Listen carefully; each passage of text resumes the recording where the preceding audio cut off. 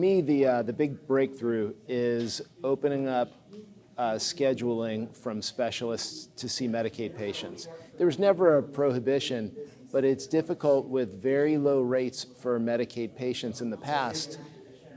Specialists that carry typically a big debt from medical school, their equipment and staff and office is very expensive.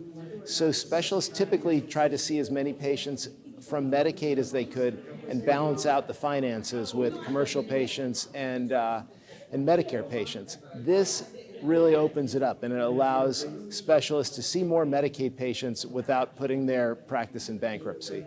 And we've been very grateful for specialists to partner with the Medicaid program in the past. Today is a big step forward to allow more Medicaid patients the access that they need. All right, good afternoon. I'm Bruce Greenstein. I'm the Secretary of Health for the Louisiana Department of Health. The governor was scheduled to be here today, but he is at the hospital visiting Deputy Stassi and his family. We send our thoughts and prayers to him and his family, and of course, the family of Deputy Riley. But today we're here to celebrate an exciting win for our provider community. Back in July, Medicaid physician reimbursement rates increased to 85% of the applicable Medicare rate, and we calculated that based on the March 2024 Region 99 Medicare rates, to be exact. The increase in provider reimbursement rates applies to physicians, nurse practitioners, clinical nurse specialists, certified nurse midwives, and physician assistants. Prior to this increase, and based on a review of professional services provided between July of 2022 and June 2023, Louisiana Medicaid reimbursed for professional services at approximately 73% of Medicare reimbursement in the aggregate. This is empowered by the progress that LDH and Medicaid has made to increase efficiencies and integrity in the program, resulting in savings to the state. Specifically, we financed the increase of payment to doctors through the efforts that DOJ has put in place over the last little bit more than a year. Efficiencies that relate to eligibility, elimination of people that were on duplicate states, our state and another state, those that were deceased and those that hadn't used services and weren't eligible for Medicaid themselves. I want to go through a little bit more specificity on the specific providers and rates, and Undersecretary Drew Maranto will give you that update. Hey everybody, good afternoon. Drew Maranto. I currently serve as the Undersecretary at LDH and the Interim Medicaid Director. Really an exciting day for us. You know, we're flanked by providers and our partners in the legislature, and obviously we understood that the governor couldn't be here. But this is a partnership to get this done. So some of the mechanics obviously started with Senator Boudreaux, and he's going to talk through that. But in the 24 session, you know, he approached the department and said, can we make this a priority? And we came together and said yes. And so last year in the executive budget, we did the ensuing mechanism to get this done. And I did want to talk through some of the categories, but really the reality of this is the governor signs the budget, we have to do all the fun rule making and what's required of us there, and then obviously CMS approval. And so this is live today. And I'll comment, you know, this is for our managed care folks. You know, we are a managed care state. We have 6 managed care organizations, but we still have right under 1.6 million people covered in the Medicaid program, both in managed care and in fee-for-service. And so this professional fee schedule update covers the providers that see all on Medicaid. So just to talk through a few, the Secretary mentioned, but you know, this applies to physicians, to PAs, to nurse practitioners, and are very important behavioral health professionals. Just in adult primary care, going to 85% of Medicare is a 30.7% increase. We know far too often that our outcomes aren't where we need them to be. But we need to make sure that our providers have the tools and the resources they need to step in so we can take care of our fellow citizen. Pediatrics, a 20% increase. Dr. Brian Sibley is here out of the Lafayette area. I mean, it's a huge benefit. We've got to get those well child visits. We've got to get our kids to the doc and make sure that they are being seen. Specialists. I hear about specialists a lot in the Medicaid space. And sometimes it's tough. We are a rural state, but I think this will help. A 23.7% increase. We have some OBs here from Women's today. I want to thank their CEO and president, Renee Ragus, for having them here. Dr. Parrington in particular, who I've met on my journey at LDH, is here. A 23.3% increase for obstetrics and gynecology. That's huge. And then I wanted to talk about our behavioral health professionals that I mentioned earlier, a 32.9% increase to their rates. We know that folks need treatment and they need to get it at the right place. And lastly, I'll just comment on what we call our mid-level providers. Those PAs and nurse practitioners are going to see a 33.7% increase. So pretty substantial, well overdue. Was happy to work with the folks behind me. I want to thank Senator Glenn Womack, chairman of the Senate Finance Committee, and Chairman Jack McFarland from House Appropriations for all of their work helping us shepherd us through. And I'd be remiss if I didn't mention Chairman McMath from the Senate Health and Welfare Committee. He has stood by us from the beginning to get these priorities across the finish line. So I just want to thank them for their work, and we're delivering. Thank you. I'll turn it over back to Bruce. One or two more pieces before we get to the author of the bill. So one of the governor's primary focuses on taking office has been to improve the health outcomes through increasing access for all Louisianians. And it reminds me of what it was like 15 years ago when we really wasn't a two-tier system, it was really a three-tier system. People without health insurance went to the LSU charity hospitals. There was a tier that was reserved for Medicaid people, and then there was the rest of those with regular health insurance, Blue Cross Blue Shield, or Medicare. And what you've seen is a long-term erosion of that where all patients can be seen together.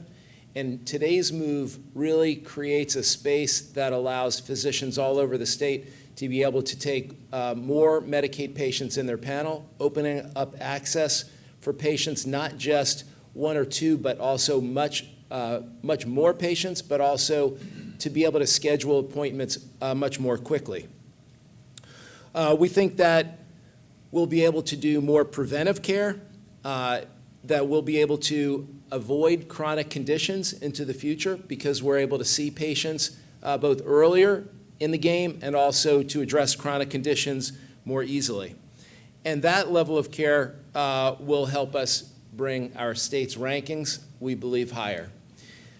Which yesterday, maybe some others have seen or heard the news, but the Commonwealth Fund released their scorecard on state health performance for 2025.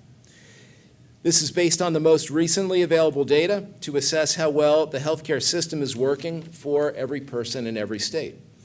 In this edition of the scorecard, it includes 50 measures for healthcare access, affordability, prevention and treatment, avoidable hospitalizations and use, costs, outcomes, healthy behaviors, and equity. Louisiana ranked 41st overall. The year before, we were 43rd. We're on our way up, and we're not ranked last.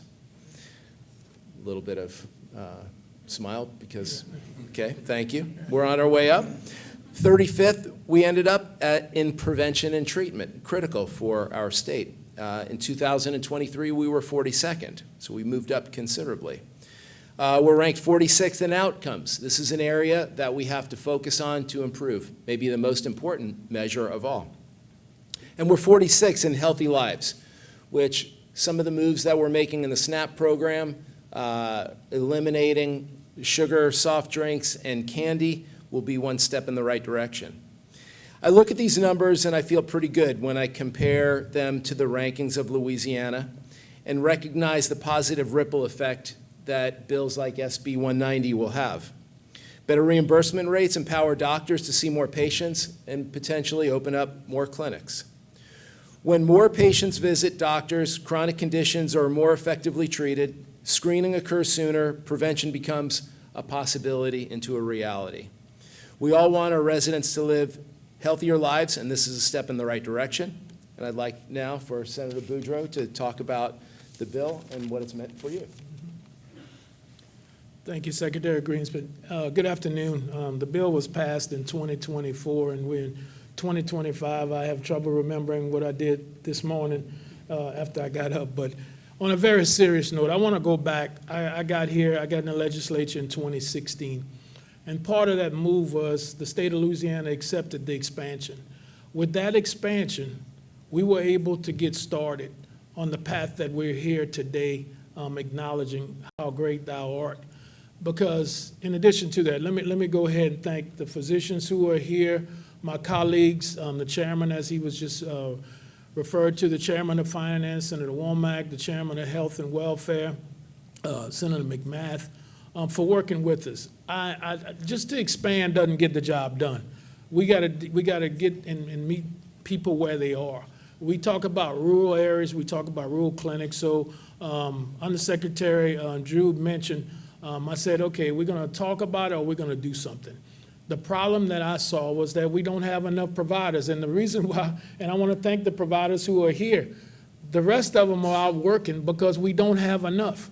And they're not taking those patients because of the reimbursement rates have not been adjusted. That was yesterday. Today we're here celebrating that Louisiana identified a problem, we're addressing it, and now we're gonna implement. And the hope and we know what the outcome will be. The outcome will be, again, we're gonna go meet people where they are. The rural clinics will be able to have more docs that will take those patients. People will stay out of the emergency departments. People will understand the value of having a primary care doctor to start off with, and on and on and on and on. So it's one of those bills where when it goes through the entire run, the gamut, and your name is on it, it really makes you feel proud that your colleagues, not only in the Senate, but in the House, recognize it's not about the author, it's about the people that we serve. And today I join the governor, the secretary, and everyone associated with LDH in celebrating where we are, but also identifying that we have much more work to do in this area. When we talk about healthy lives, when we talk about it, we have to find out who these people are. 1.6 million in this program. So we can't just pretend it's going to take care of itself. We have to be intentional, and that's today what we're doing. We're being intentional about telling our providers you are important. We're telling them that we got more resources that are coming, and that we understand that this is just one piece of the puzzle. So I'm proud to be here. Again, I thank the governor, I thank his entire team, I thank the secretary, and looking forward to more work in this area. Thank you very much. Now we're going to have a doctor's perspective. Dr. Coleman, Sr. Yes. I'm White Coleman. I'm White Taylor's father. I practice medicine, primary care medicine, for the last 45 years in a rural area in northwest Louisiana, in my hometown, and 50% of our medical practice is Medicaid patients. So firsthand, I've seen the challenge with low reimbursement over the past 45 years, keeping the lights on, so to speak. But the biggest challenge I've seen is just getting our patients seen by specialty physicians. There's not a lot of the specialty physicians who are taking Medicaid or have been taking Medicaid for low reimbursement rates. This going to 85% of Medicare is, I think, a game changer for these young providers, PAs, physicians, nurse practitioners, when they want to go back to their hometown in rural Louisiana where there's not support by a big hospital complex, that they can afford to hang their shingle and do a solo practice without the assistance of a big system. I think that having these specialty physicians more available for our patients is going to improve the healthcare outcomes in Louisiana more than anything else that I've seen happen in the last 3 to 4 decades. Throughout my career, I've had many politicians say that they're going to address this issue, and the Landry administration has done it. I personally, and for all the healthcare providers in Louisiana that see Medicaid patients, want to thank Governor Landry, the legislature, and the LDH staff for instituting these policies. Thank you. Thank you. Doc, how about a doctor and patient perspective? Hey, Ralph Abraham, Surgeon General. From a personal perspective, I can't stress how big a deal this really is. The governor, during the transition meetings back a year, almost 2 years ago now, really focused on access, reducing morbidity and mortality in all patients, especially our young, mental health, all these things that we all have been touched by friends or family. And with this wonderful cadre of senators and representatives behind me, with Bruce and Drew and Dr. Weich, my deputy, it's a team effort to get to this point. Access we talk about a lot, but let me talk to you about timing. If I can get a patient to a specialist 2 or 3 or 4 months earlier than I can now, and they pick up a polyp that would have turned into a colon cancer, that is life-saving, life-changing for the family, but for the economy, for you and I that pay the taxes, it has saved such a wealth of money that there is not a dollar amount you can put on that particular perspective. Those that know me know where I practice medicine on a part-time basis in the Delta, where patients have even a problem getting a ride to the doctor because sometimes they have to pay to come to the doctor. This is going to make that better. Even at the little clinic that I work in, they're talking about hiring now, with this extra little bit of money, a nutritionist. And like Bruce alluded to, with these SNAP changes that are going to occur, chronic disease, diabetes, hypertension, things that can be influenced greatly by proper nutrition, that's going to make a big difference. So from this point forward, as Senator Boudreaux alluded to, these are giant steps ahead of us now. We've been taking the baby steps, but once we got this team, Bruce came aboard, Drew's been here, things have moved so rapidly that it's hard to keep up, and I'm glad to be on the team. But know that from this day on, you're going to see healthcare in Louisiana get to a place, and is getting to a place now, that me as just a personal doctor, but you as a good citizens of Louisiana can now be very, very proud of. Thank you.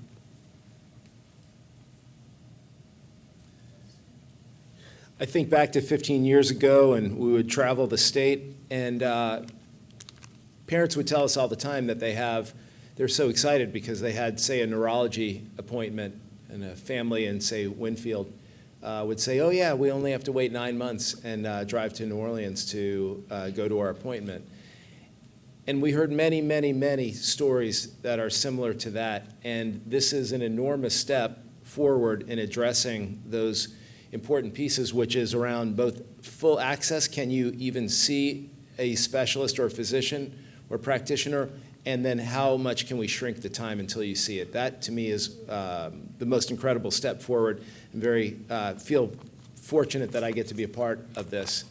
Today, I think we will be able to close the gap for those that are most complex, most vulnerable, and most in need, to be able to see practitioners, whether it's a primary care physician, maybe physician's assistant, or a specialist much sooner, to be able to address those needs, whether it's a cancer treatment or it could be treating diabetes on a more frequent basis. We think that's going to translate into better outcomes. We'd like to see our outcomes exceed the ranking of our health system, where we tend to do pretty well. In United Health rankings, we're 35th in the nation, but we feature close to last due to our outcomes. This is really not just about opening up scheduling, it's really about saving patients' lives and saving their quality of life while they're living.